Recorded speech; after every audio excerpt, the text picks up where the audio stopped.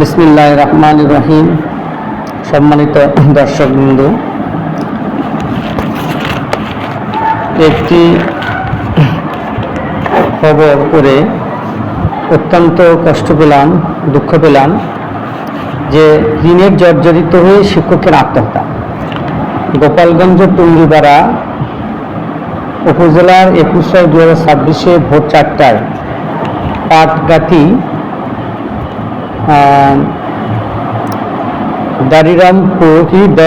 দারিয়ারকুল গ্রাম পাটগাতি মুন্সিপাড়া সরকারি প্রাথমিক বিদ্যালয়ের প্রধান শিক্ষক বিদ্যুৎ কান্তি রায় 58।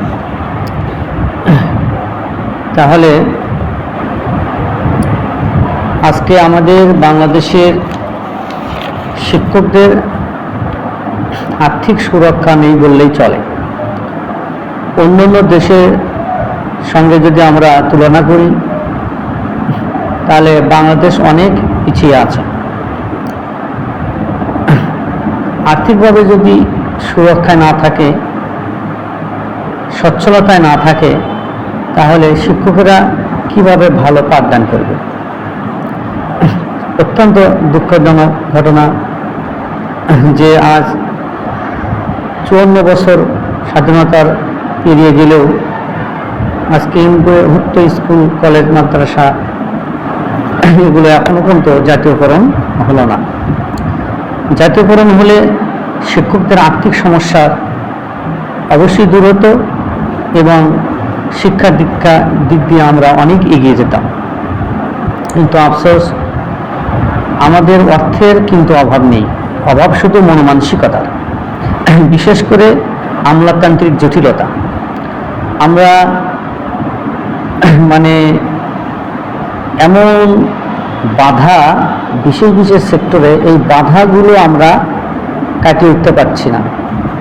একের পর এক সরকার আসছে, সরকার চলে যাচ্ছে, কিন্তু এই বাধাগুলো আমরা কাটিয়ে উঠতে পারছি না। বিশেষ করে এই শিক্ষা, আজ শিক্ষকদের সুরক্ষা করি, যেটা খবরে আসছে সেটা আমরা হয়তো বা জানতে পারছি, কিন্তু যেগুলো খবর আসছে না, মিডিয়াতে আসতেছে না, আরও এইরকম বিদ্যুৎ কান্তি রায়, সম্মানিত স্যার, এনার মতো অসংখ্য শিক্ষকরা রয়েছে যারা, অর্থাৎ প্রত্যেক শিক্ষকই আর্থিকভাবে ঝুঁকির মধ্যে রয়েছে। এবং আমাদের দেশে শিক্ষকতাকে সেই ন্যারো মাইন্ডে দেখা হয়। কোনো জাতিকে উন্নত করতে হলে শিক্ষা ব্যবস্থা উন্নত করতে হবে, এটা আমরা আজও বুঝতে পারলাম না। তাই বিদ্যুৎ কান্তি রায়ের মতো আমাদের অনেক স্যারেরা এভাবে ঝরে চলে যাবে, এটা কখনই কাম্য হতে পারে না। তাহলে আমাদের শিক্ষা ব্যবস্থাটা উন্নত করতে হবে এবং সব সেক্টরের চেয়ে এই সেক্টরটাতে বেশি খেয়াল দিতে হবে, বেশি লক্ষ্য রাখতে হবে। কারণ এই সেক্টর থেকে সব প্রোডাক্ট উৎপন্ন হয়। আপনি দেশ পরিচালনা বলেন, কোনো সচিব বলেন, কোনো অধিদপ্তর বলেন, কোনো মন্ত্রণালয় বলেন, সেখানে যারা পরিচালনা করবে তারা কোনো না কোনো শিক্ষা প্রতিষ্ঠানেই কিন্তু পড়ালেখা করছে। তাহলে যেখানে প্রোডাক্ট হচ্ছে, উৎপন্ন হচ্ছে, সেখানে আমরা বেশি ইনভেস্ট করব না, তাহলে আমরা কোথায় ইনভেস্ট করব? তাহলে এই শিক্ষা থেকে একটা আমাদের প্রজেক্ট, আমরা যে প্রজেক্টে অর্থ প্রদান করি, সেই প্রজেক্টটাকে সবচেয়ে এই শিক্ষা প্রজেক্টে সবচেয়ে অর্থ বরাদ্দ করা উচিত। আজকে যদি সারা বাংলাদেশে স্কুল, কলেজ, মাদ্রাসা এমপিভুক্ত যদি জাতীয়করণ আওতায় আসতো, তাহলে কিন্তু আমরা এইরকম বিদ্যুৎ কান্তি রায় স্যারের মতো ওয়াকালে হারাতাম না। তাই আমি উদ্যত আহ্বান করব এই শিক্ষা ডিপার্টমেন্টকে ঢালিয়ে সাজানোর জন্য, কারণ এই শিক্ষা ডিপার্টমেন্ট দুর্বল রেখে আমরা কখনই এগিয়ে যেতে পারবো না। আমার একটা কথা মাথায় ধরে না যে এমন এমন কতগুলো লোক উচ্চ পর্যায়ে তারা নিয়োগ পায়, তারা কিভাবে নিয়োগ পায়, তাদের মন মানসিকতা এত ন্যারো, তারা দেশপ্রেম কোনো ভেতরে তারা রাখে না, তারা শুধু আখের গোছায়। এই জন্য আমি বলবো যে যারা বর্তমান ক্ষমতায় আছে, আমি সংশ্লিষ্ট ব্যক্তিদের বলবো যে আপনারা শিক্ষার দিকে নজর দিন, শিক্ষার দিকে লক্ষ্য রাখেন। একটা জাতিকে যদি আপনারা, বাংলাদেশকে যদি আপনারা বাঁচাতে চান, তাহলে শিক্ষাকে শক্তিশালী করুন। কারাই বাধা এই শিক্ষা, বাংলাদেশের শিক্ষাকে উন্নত করার বাধা কারা, তাদেরকে খুঁজে খুঁজে বের করুন। তাহলে একজন শিক্ষক তার আর্থিক সুরক্ষার অভাবে যে সে আত্মহত্যার পথ বেছে নিবে, তাহলে এটা হতে পারে না। এই খবরটি শুনে যে খুবই মর্মাহত হলাম, শুধু আমি নই, বাংলাদেশের সকলেই এই খবরটি শুনে, ইতিপূর্বে অনেক ঘটনা এরকম ঘটেছে যে এই শিক্ষকদের সুরক্ষা আইন বাংলাদেশে কার্যকর হচ্ছে না, বলবৎ হচ্ছে না।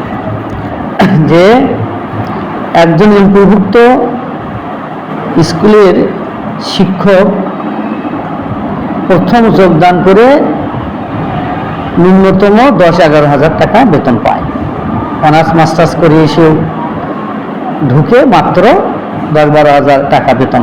তাহলে এই টাকা দিয়ে কিভাবে তার সুরক্ষা? তবে এই বিদ্যুৎ কান্তি রায় ছিলেন সরকারি প্রাথমিক বিদ্যালয়ের প্রধান শিক্ষক।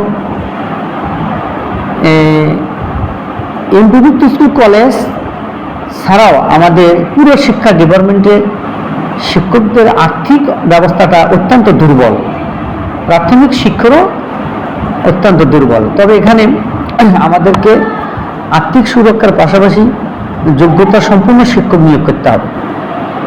যে শিক্ষকের বিশেষ একটা পরীক্ষার মাধ্যমে যে যোগ্য সম্পন্ন, যে আমরা এটাও অবশ্যই বলার দরকার যে আমরা যোগ্য শিক্ষক নিয়োগ দেবো না, শুধু আর্থিক সুরক্ষা দেবো, বেতন বাড়াবো, তাহলে কিন্তু শিক্ষার ফলপ্রসূ হবে না। আর্থিক সুরক্ষা কিভাবে, কোন গ্রেডে অর্থাৎ শিক্ষকদের বেতন কত করলে তারা আর্থিকভাবে সুরক্ষায় থাকবে, তাদের কোনো আর অর্থ নিয়ে চিন্তা করতে হবে না, তারা অসুস্থ হলে চিকিৎসা করবে, ভালো ভালো তার সংশ্লিষ্ট বিষয়ে বই কিনবে, বই পড়ালেখা করবে, স্টাডি করবে, একটা বিষয় সম্পর্কে ভালোভাবে জেনে শুনে তারপরে সে ক্লাসে পাঠদান করবে। কিন্তু আমাদের শিক্ষা ব্যবস্থার দুর্বলতার কারণে অনেক শিক্ষককে এই স্কুলের পাশাপাশি অনেক কাজে জড়িত থাকতে হয় তার আর্থিক চাহিদা মেটাতে গিয়ে। এই ক্ষেত্রে শিক্ষার ব্যাহত হয়। এই জন্য অত্যন্ত দুঃখজনক ঘটনা, আমাদের পুরো শিক্ষা ব্যবস্থা, সেটা হতে পারে primary level, high school level, college level, মাদ্রাসা লেভেল, ভার্সিটি, সেটাই বলি না কেন, আমরা প্রত্যেকটা শিক্ষকের প্রতি, শিক্ষা প্রতিষ্ঠানের প্রতি আমরা আগে নজর দেব, আমরা লক্ষ্য করব। যদি শিক্ষা প্রতিষ্ঠানের প্রতি আমরা যদি নজর না দেই, এত বাজেট যায়, বাজেট আসে, কিন্তু শিক্ষা প্রতিষ্ঠান নিয়ে কেউ চিন্তা ভাবনা করে না। এই জন্য আমাদেরকে এই প্রত্যেকটি এই শিক্ষা ডিপার্টমেন্টকে নিয়ে যারা কাজ করে, এই সকল ব্যক্তিদের একজন স্বচ্ছ ব্যক্তিত্ব সম্পন্ন শিক্ষা অনুরাগী ব্যক্তিদেরকেই নিয়োগ দেওয়া উচিত। তাহলে তারা শিক্ষা ডিপার্টমেন্টে তারা নিয়ে চিন্তা ভাবনা করবে। সম্মানিত দর্শক মণ্ডলী, আমি আপনাদের মাধ্যমে আমাদের মাননীয় প্রধানমন্ত্রী সহ বর্তমান সরকার ও বিরোধী দল উভয়কে আমি বলতে চাই যে আপনারা আপনাদের সময় পেয়েছেন, সুযোগ পেয়েছেন, এই শিক্ষা দিকটি, শিক্ষার সাইটটি আপনারা একটু ভাবুন, শিক্ষাকে উন্নত করুন। বিশেষ করে আর যেন কোনো বেসরকারি স্কুল না থাকে, সব জাতীয়করণ আওতায় নিয়ে এসে যে কীরকম আর্থিক সুরক্ষা দিলে এই শিক্ষকরা ভালোভাবে পাঠদান করতে পারবে, তাতে আর কোনো টেনশন করতে হবে না, কীভাবে ভালো ক্লাস নিতে হবে, কীভাবে ছাত্রটিকে যোগ্য হিসেবে গড়ে তুলতে হবে, এই চিন্তা নিয়ে যেন তারা থাকে।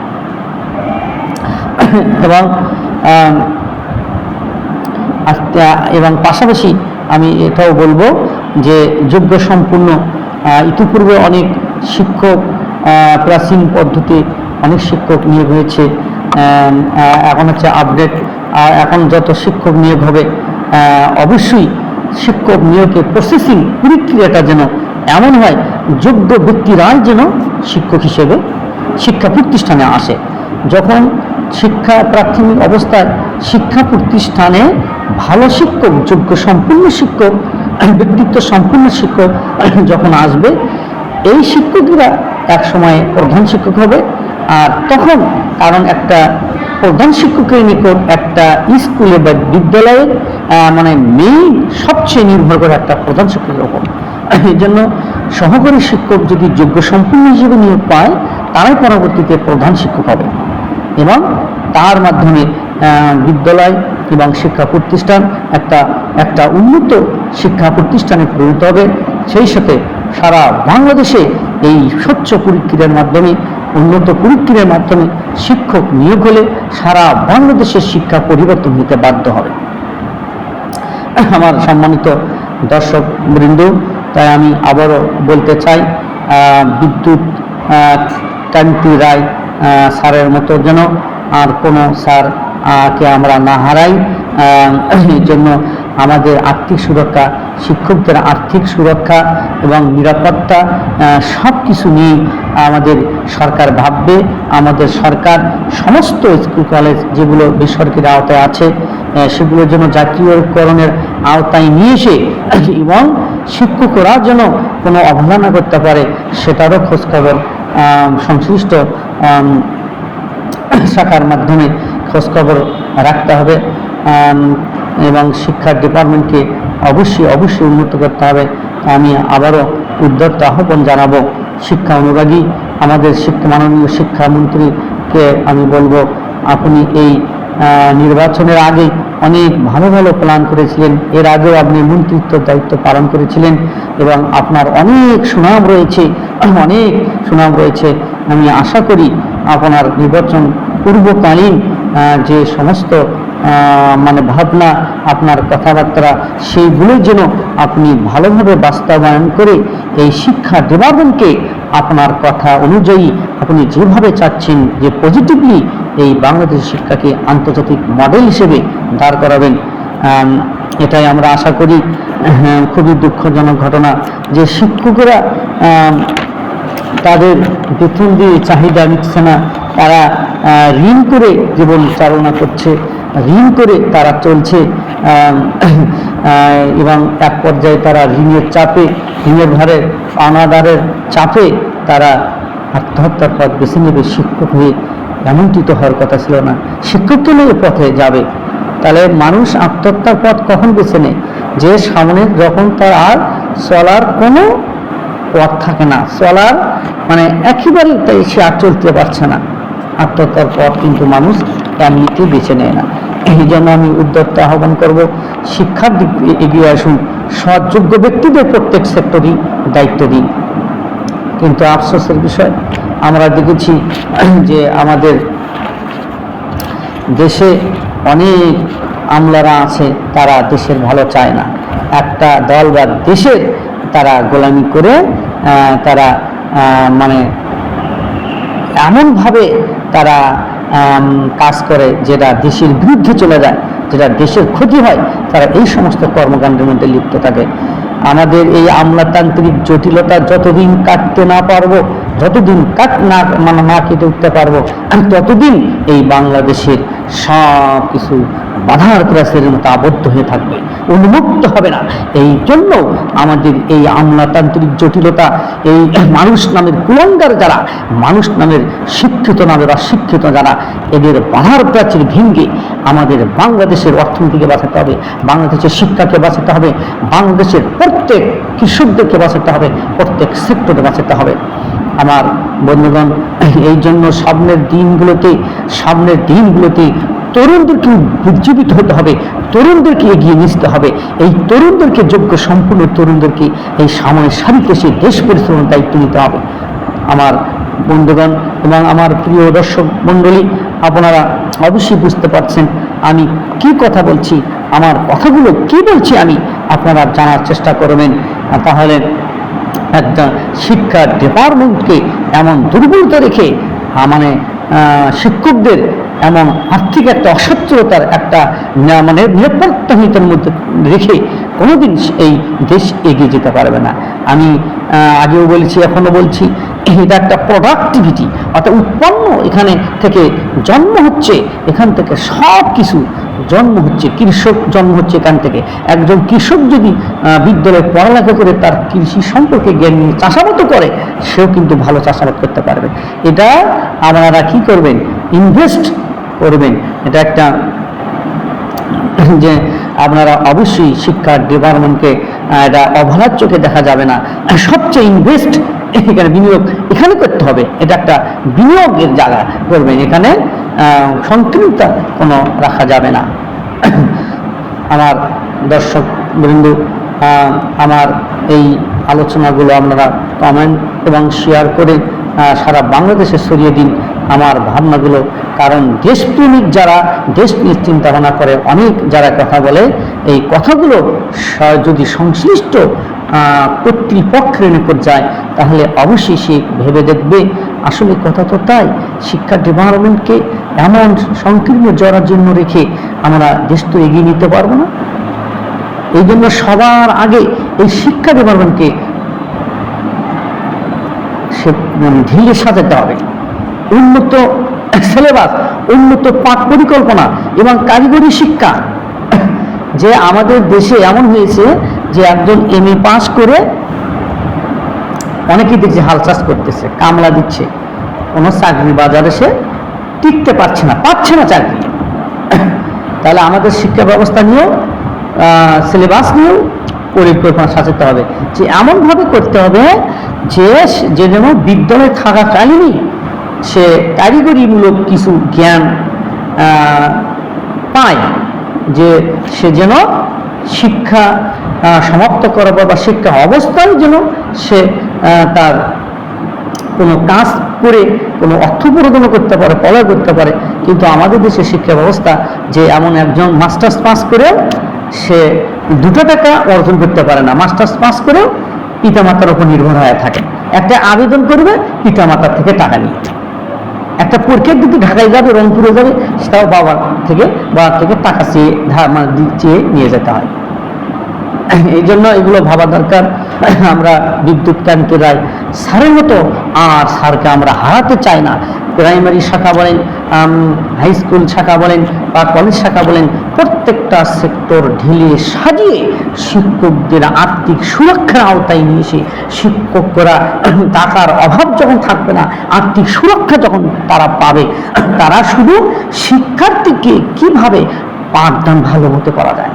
আর একটা কথা আমি বলবো, আমাদের বিভিন্ন যে ট্রেনিং হয়, এই ট্রেনিংয়ের টাকা যে বরাদ্দ করা হয়, আমরা ভালো করে পরোক্ষ করে পর্যবেক্ষণ করেছি, এই বরাদ্দগুলো ভালো মতো শিক্ষকদেরকে দেওয়া হয় না। এগুলো তারা হয় নয় কি সামথিং কিছু দিয়ে তারা সংশ্লিষ্ট বিভিন্ন দপ্তরে ভাগ হয়ে তারা অন্যায়ভাবে এই ট্রেনিংগুলো টাকাগুলো অনেকে তসরুপ করে। তাহলে প্রত্যেক সেক্টরে, শিক্ষার প্রত্যেক স্তরে দুর্নীতি এবং অসৎ লোকে ভর্তি, এই সমস্ত অসৎ ভণ্ড মুনাফিকদের এই সমস্ত শিক্ষা ডিপার্টমেন্টে রেখে এই শিক্ষা ডিপার্টমেন্টকে কখনই ভালো করা যাবে না। আজকে শক্ত হস্তে দমন করুন এবং এই শিক্ষা ডিপার্টমেন্টে ভালো লোকগুলোকে বসান। 1 বছর 2 বছরের মধ্যে দেশ সিঙ্গাপুর হতে বেশি সময় লাগবে না। পরীক্ষা করুন, আমার কথা চ্যালেঞ্জ করুন। তাহলে এই শিক্ষা ডিপার্টমেন্টকে আমাদের বাঁচাতে হবে। শিক্ষক যদি অর্থের অভাবে ঋণগ্রস্ত হয়ে যদি আত্মহত্যার পথ বেছে নেয়, তাহলে বাংলাদেশের শিক্ষা ব্যবস্থা কত নিম্নে চলে গিয়েছে। একটু পরোক্ষ করে একটু গবেষণার দরকার নেই।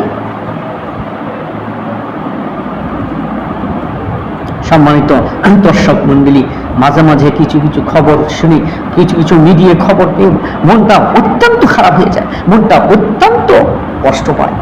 এই কেমন কথা? ঋণের জর্জরিত শিক্ষক আত্মহত্যার পথ বেছে নেবে?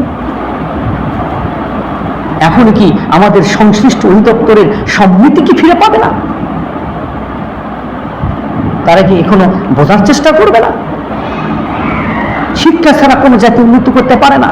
আপনি শিক্ষাকে আগে অগ্রাধিকার দেবেন, সব সেক্টরের বাদ তাকে শিক্ষাকে আপনি উপযুক্ত মূল্যায়ন করলে, শিক্ষাকে রোল মডেল করলে, বিশ্বের সঙ্গে তাল মিলিয়ে চলে এই শিক্ষা ডিপার্টমেন্ট করলে তার এখান থেকে আপনি সব সেক্টরই পরিচালনা করার যোগ্য ব্যক্তি পাবেন, অর্থনীতি পরিকল্পনার যোগ্য ব্যক্তি পাবেন। সব সেক্টর যে অধিদপ্তরগুলো বাংলাদেশের মন্ত্রণালয় এই শিক্ষা ডিপার্টমেন্টকে ভালো করেন, এখান থেকে উৎপন্ন বীজ ভালো বের হবে, তখন সব সেক্টর যোগ্য লোক পাবেন, কোনো সমস্যা হবে না। একটা সবচেয়ে আর বড় সমস্যা আমাদের বিভিন্ন রাজনৈতিক দলের মনোভাব। এই জন্য প্রত্যেকটি রাজনৈতিক দল দায়ী এই শিক্ষা ব্যবস্থা, এই ভুলের জন্য, শিক্ষা ব্যবস্থায় এই নিম্নগামী হওয়ার জন্য।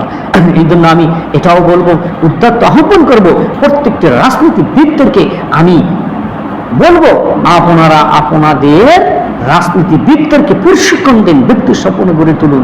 কেউ যদি খারাপ করে তাকে, কেউ যদি কোনো দুর্নীতি করে, কোনো চাঁদাবাজি করে, কোনো খারাপ কাজ করে, তাকে এমন দৃষ্টান্তমূলক শাস্তির আওতায় নিয়ে আসুন, আর যেন কোনো দলের ওই লোক কাজ করতে সাহস পায় না। আমরা আর কোনো বিশৃঙ্খলার পথে যেতে চাই না। আমরা আর কোনো দেশকে আর কোনো ক্ষতির দিকে নিতে চাই না, ভয়ভীতির দিকে নিতে। দেশটা মেরুদণ্ড শক্ত করে উঁচু করে দাঁড়াবে, এই শিক্ষার দিক দিয়ে দেশ আমাদের উন্নত রোল মডেল হবে। এটাই আমরা চাই, এটাই আমরা চাই, এটাই আমরা চাই। এই আমার চাওয়া, শুধু আমার চাওয়া নেই, সারা বাংলাদেশের 18 কোটি মানুষের এটি চাওয়া। এবং যারা এই বাংলাদেশকে নিয়ে ষড়যন্ত্র করেছেন, যারা বাংলাদেশকে নিয়ে যারা এই ধরনের চিন্তা ভাবনা করেছেন, আমি করজোড়ে অনুরোধ করবো তারা সম্মতি ফিরে পান, তারা ভুলগুলো সূত্রে আমরা ভালো মানুষে পরিণত হন।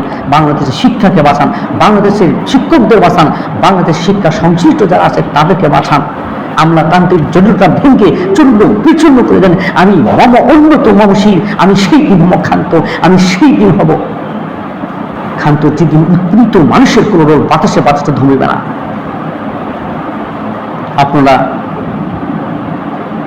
এখনো আপনাদের সম্মতি ফিরে পান।